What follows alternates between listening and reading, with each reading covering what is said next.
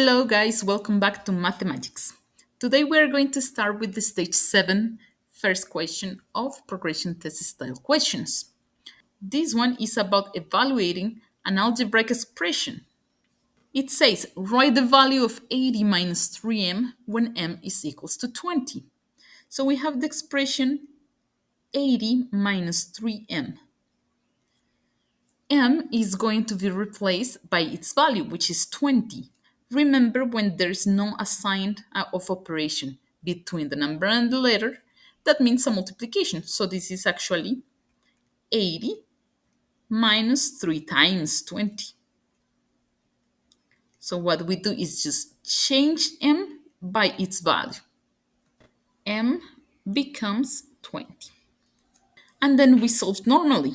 Remember about PEMDAS, so the multiplication goes first.